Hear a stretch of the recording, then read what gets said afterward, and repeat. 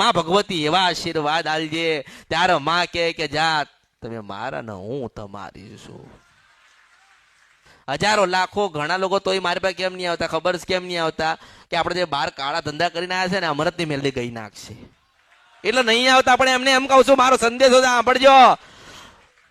હું બંધ દરવાજે વાત કરતી નથી. મોટો લાલ ગવંડા દરવાજામાં આવે ને તો 24 કલાકમાં નારાયણના ઘરે ના નાખી દઉં તો મારા અવતારમાં ખોટ પડી જાય. હું મેલડી છું, હું સજવણ સપારા નદીના ગંધરફિયા મેલડી છું આ કળિયુગમાં. 52 પત્તા લઈને બેઠી છું. ક્યારે કયું કાઢવું ને મને મેલડીને ખબર છે. ગુલામ બનાવી દઉં અને બાદશાહ બનાવું અને પાછો હામું પડે તો જોકર બનાવીને ઉભો રાખું. મેલડી એટલે દુનિયામાં બધી વાતો થઈ, બધા વાતો જ કરે છે ધૂણી ધૂણી. કોઈ મને ધૂણતા જોઈ. હું હાથ દરિયા પાર ગઈ હતી ને ત્યાં પ્રમાણ આપીને આવીશું.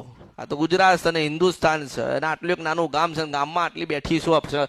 કૃષ્ણ ભગવાને કીધું એટલે બેઠી છું કે મારી બાજુમાં બેહો ને તમે આનંદ કરીશું. મેં કીધું હાર તાર બેહું તાર બાજુમાં તો કે એવું. મેં કીધું હા બેહું તાર. કૃષ્ણ ભગવાન કે બેહો ને કે મારા વર્ષો થઈ ગયા કે હું એકલો છું. મેં કીધું સારું કઈ વાંધો નહીં. પૂનમના દિવસે તમે મને મળવા આવજો ને પૂનમના દિવસે હું તમને